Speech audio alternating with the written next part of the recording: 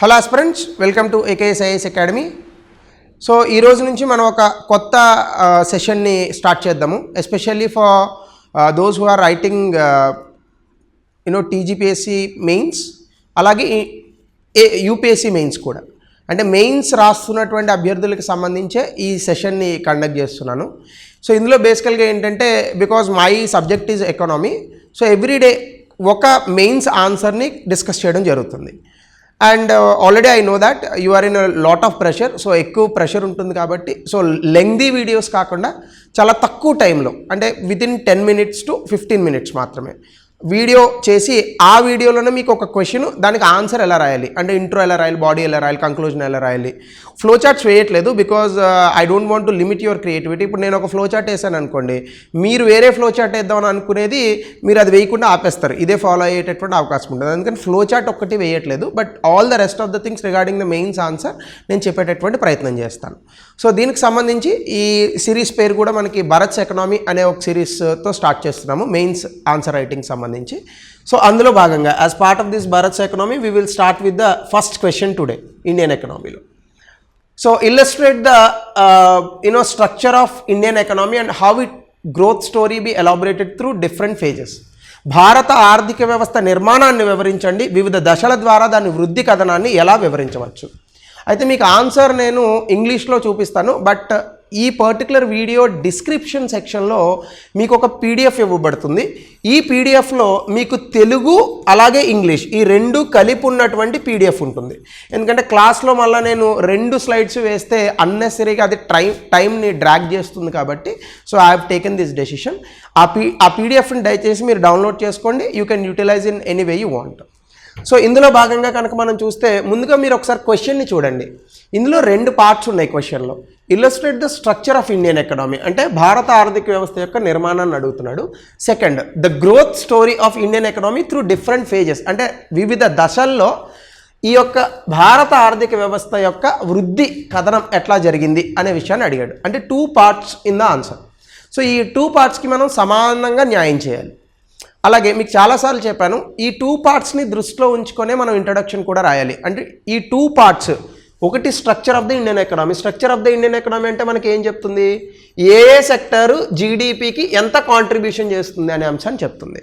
అలాగే గ్రోత్ స్టోరీకి వచ్చేసేటప్పటికి మనకి ఏం చెప్తుంది, ఈ ఇండియన్ ఎకనామీ తాలూకా పొటెన్షియల్ గ్రోత్ ఎట్లా ఉంది, so transformation of Indian economy ఎట్లా జరిగింది, లేదా Indian economy 5th largest ఎకనామీయా, 3rd largest ఎకనామీయా, ఇలాంటి డీటెయిల్స్ మనకి గ్రోత్ స్టోరీలో కనిపిస్తాయి అన్నమాట. ఈ రెండింటిని సమన్వయం చేస్తూ బ్రాడర్ స్టేట్మెంట్స్ నుంచి స్పెసిఫిక్ స్టేట్మెంట్స్ వైపు మన యొక్క ఇంట్రడక్షన్ అనేది వెళ్ళాలి. సో ఇంట్రడక్షన్కి సంబంధించి నేను ఈరోజు మాత్రమే ఇది చెప్తాను, రేపటి నుంచి ఇది చెప్పను. ఇంట్రడక్షన్ ఎప్పుడు కూడా మనకి ఇన్వర్టెడ్ ట్రయాంగిల్గా ఉండాలి. అంటే ఇచ్చినటువంటి క్వశ్చన్కి సంబంధించిన బ్రాడ్ స్టేట్మెంట్ ఫస్ట్ రావాలి, తర్వాత స్పెసిఫిక్గా ఆ స్టేట్మెంట్స్ అనేటటువంటి వెళ్ళాలి. సో ఇలా మనకి ఇంట్రడక్షన్ అనేది ఉంటుంది. అలాగే బాడీ సెక్షన్లో కూడా మనకి ఆన్సర్ని మీరు ఎలా అయితే రాద్దామని అనుకుంటున్నారో దానికి సబ్ హెడింగ్స్ ఉండాలి. సబ్ హెడింగ్స్ ఉంటేనే well segregated and structured answer వస్తుంది. అలాగే కంక్లూజన్ రకరకాల పద్ధతుల్లో రాయొచ్చు. కొన్నిసార్లు ఆప్టిమిస్టిక్గా రాస్తారు, కొంతమంది కొటేషన్స్తో ముగిస్తారు, కొంతమంది డేటా అండ్ కరెంట్ అఫైర్స్తో ముగిస్తారు. So anything you like. అలాగే కరెంట్ అఫైర్స్ని రాసే అవకాశం ఉంటే ముందుగా అది ఇంట్రడక్షన్లోనే రాసే ప్రయత్నం చేయండి. That will give a good impression to the examiner. So ముందుగా మనం ఈ క్వశ్చన్కి సంబంధించిన ఇంట్రడక్షన్లోకి వెళ్తే, ఇది introduction. India is a key player in global economic transformation during the last century.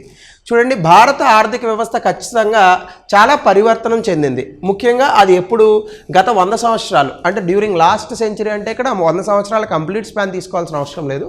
1947 to 2024 వరకు తీసుకోండి. దీన్ని లాస్ట్ సెంచరీగా అనుకుంటున్నారా అని అనుకోండి. సో ఎలా అయినా సరే ఖచ్చితంగా భారత ఆర్థిక వ్యవస్థ 1947 తర్వాత కేవలం వ్యవసాయ రంగం మీదే ఉన్నది, ఇప్పుడు సేవా రంగంలో చాలా అద్భుతంగా ఎదుగుతుంది కదా. సో అదే రాసాం మనం. India is a key player in the global economic transformation, అంటే ప్రపంచంలోనే ఆర్థిక పరివర్తన వచ్చింది, అందులో భారతదేశం చాలా ప్రముఖమైనటువంటి దేశము. ఇది ఎప్పుడు జరిగింది, లాస్ట్ సెంచరీలో జరిగింది. దీనివల్ల మనకు జరిగిన ఉపయోగం ఏంటి, India is now the world's 5th largest economy with $3 trillion by nominal GDP. ఇది 3.2, 3.3 అయ్యి ఉండొచ్చు, మీరు అప్రాక్సిమేట్ ఫిగర్ ఇచ్చినా కూడా ఓకే. సో కాబట్టి ఇప్పుడు భారత ఆర్థిక వ్యవస్థ 5వ అతిపెద్ద ఆర్థిక వ్యవస్థ, దాని జీడిపి కూడా $3 trillion ఉంది. అంటే చూడండి, ఇంతకన్నా బ్రాడర్ స్టేట్మెంట్స్ ఏమి ఉండవు. So these are the best statements which you can say about the Indian economy. మీరు యాజ్ ఇట్ ఈస్ బట్టి కొట్టి కూడా ఇలాంటి క్వశ్చన్స్ వచ్చినప్పుడు ఇంట్రొడక్షన్ మీరు రాసుకోవచ్చు. ఎందుకంటే చూడండి, $3 trillion ఎకనామీ అన్న దాంట్లోనే ఇంకా అన్నీ వచ్చేస్తాయి కదా, సింపుల్. సో కాబట్టి with a mixed economic structure, ఇక్కడికి వచ్చేసేటప్పటికి మనకి స్ట్రక్చర్ ఆఫ్ ద ఎకనామీ కోసం వెళ్తున్నాం. With mixed economic structure country has shifted from agrarian society to diversified system. అంటే దాని అర్థం ఏంటి? గతంలో కేవలము మన వ్యవసాయ రంగంలో ఉన్నటువంటి ఆర్థిక వ్యవస్థ ఇప్పుడు వేరే వైవిధ్యభరితమైనటువంటి వ్యవస్థగా మారింది. అందులో భాగంగా మనకి ఎప్పుడు స్ట్రక్చర్ గురించి మాట్లాడుకున్నా 3 మెయిన్ సెక్టర్స్ గురించి మనం చెప్తాం: అగ్రికల్చర్, ఇండస్ట్రీ, సర్వీసెస్. సో నేను చూడండి, ఇంకా ఎక్కువగా డ్రాగ్ చేయకుండా అగ్రికల్చర్ సెక్టర్ ఎంత జీడిపి ఇస్తుంది, ఇండస్ట్రీ ఎంత ఇస్తుంది, సర్వీసెస్ ఎంత ఇస్తుంది అనేది ఈజీగా చెప్పేశాను with in the brackets. So కాబట్టి ఇది ఇంకా వెల్ ప్యాక్డ్ ఇంట్రడక్షన్ అనమాట. సో ఈ ఇంట్రడక్షన్ని ఇంకొంచెం దాటి రాయాలంటే ఇంకా లెంగ్త్ పెరుగుతుందేమో తప్ప ఇంకా ఇదే వర్డ్స్లో మించి రాయడం అనేటటువంటిది కొంచెం కష్టపడతారు. సో ఆబ్వియస్గా మన ఆన్సర్ కొంచెం ఎన్రిచ్గా కనిపిస్తుంది, ఎందుకంటే introduction will give the first and best impression to the examiner. So కాబట్టి ఇలా నేను ఇంట్రోని తీసుకున్నాను ఈ క్వశ్చన్కి. నేను మళ్ళీ చెప్తున్నాను, జిఎస్కేది కూడా పర్ఫెక్ట్ ఆన్సర్ అని ఏమి ఉండదు. n number of people can write in n number of ways. So this is my style, అంతే. సో ఇందులో మనం కనుక చూస్తే, సో స్ట్రక్చర్ ఆఫ్ ఇండియన్ ఎకనామీలో ఇంకా డైరెక్ట్గా మళ్ళీ అందులో కాసేపు కూర్చొని స్ట్రక్చర్ గురించి ఇంకోటి చెప్పాల్సిన అవసరం లేదు. డైరెక్ట్గా అగ్రికల్చర్ సెక్టర్ కీ సెక్టర్. ట్రెడిషనల్గా అగ్రికల్చర్ లార్జ్ పాపులేషన్కి సపోర్ట్ చేసేది. చూడండి, రీసెంట్ సర్వే డీటెయిల్స్ ఇచ్చాను. According to 2023 economic survey, 47% of the work force, 2023 అంటే నా ఉద్దేశంలో 23-24 ఎకనామిక్ సర్వే అండి, అది కూడా మిస్ అయింది, 24 అని కూడా పెట్టచ్చు.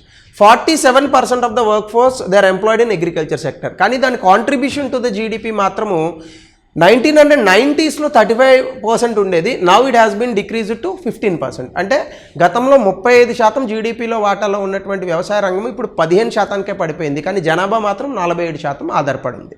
సో అంటే ఇది ఏం చెప్తుంది మనకి?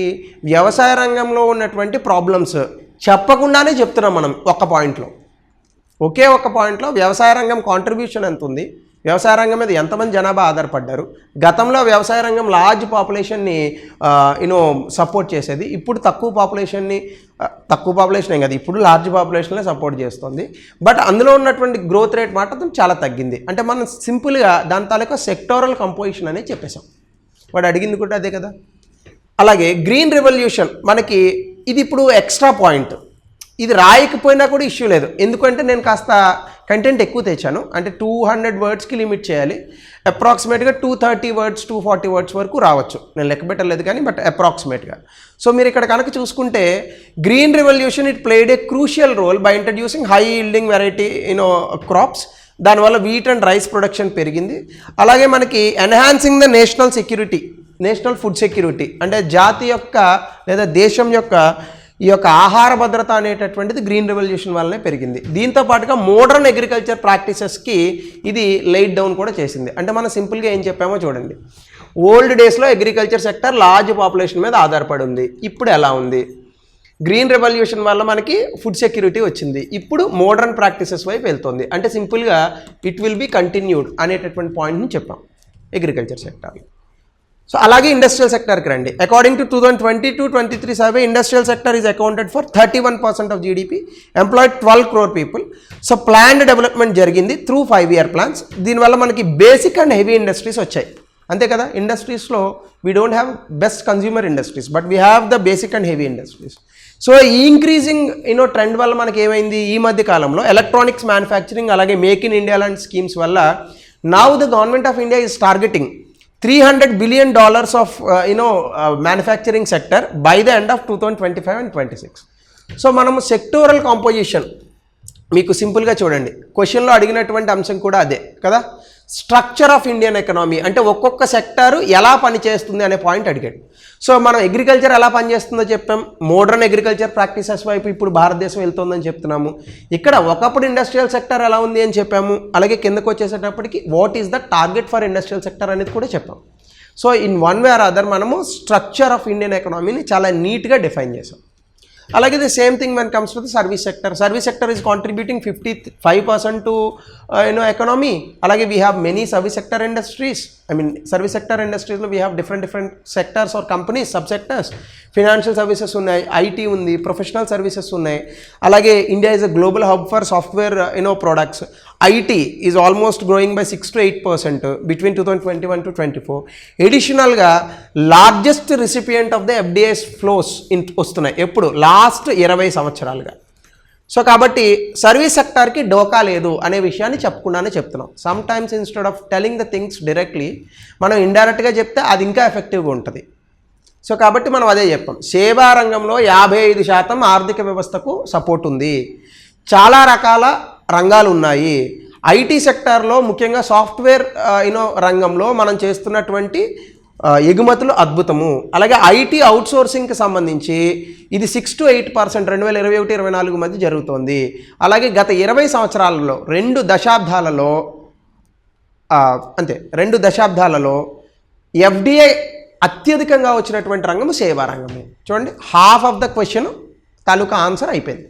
స్ట్రక్చర్ చెప్పేసాం. ఇప్పుడు నెక్స్ట్ది ఏముంది మనకి, ఫేజెస్ ఆఫ్ ఎకనామిక్ గ్రోత్, అంటే ఆర్థిక వృద్ధి ఏ దశల్లో అని అడిగాడు. మొదటి దశ ప్రీ ఇండిపెండెన్స్.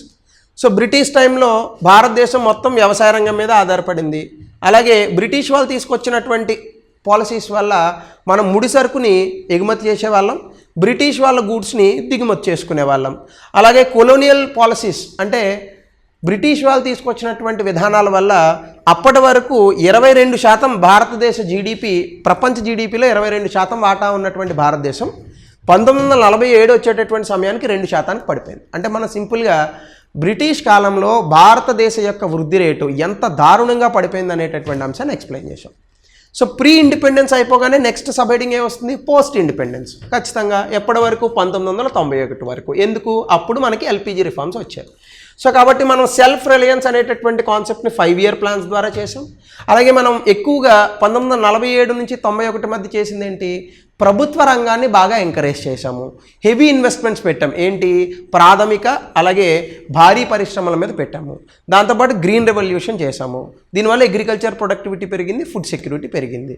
ఇది భారతదేశం సాధించినటువంటి వృద్ధి రేట్లు. ఇక్కడ మనం నెంబర్స్ రాయడానికి ఆస్కారం కొంచెం తక్కువ ఉంటుంది. రాయాలని అనుకున్నా మనకి స్పేస్ సరిపోదు. కాబట్టి నేను జనరల్ పాయింట్స్లోనే రాశాను. అయితే 1991 నుంచి 2000 తర్వాత ఇంకా ఫినామినల్ అయిపోయింది.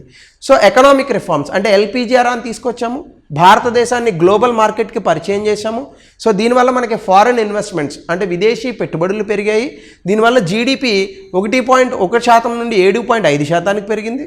2020లో దాదాపుగా మనం $2.9 ట్రిలియన్ ఆర్థిక వ్యవస్థ వైపు పయనించాం. కానీ 1991లో అది కేవలం $270 బిలియన్ ఉంది. So this is how it shows what is actually the growth rate of India after LPG reforms. ఇది 2 లైన్లో చెప్పేసాం మనం. ఇక్కడ మీకు 3 లైన్లు కనిపిస్తుంది, కానీ మీరు రాస్తే 2 లైన్లు కూడా రాదు. సో చూడండి, సింపుల్గా ఆ 2 లైన్లోనే మనం ఎంత ఇన్ఫర్మేషన్ చెప్తున్నాము. 1991లో మనకి ఇంత తక్కువ ఆర్థిక వ్యవస్థ నుండి 2.9 ట్రిలియన్కి చేరుకున్నాము.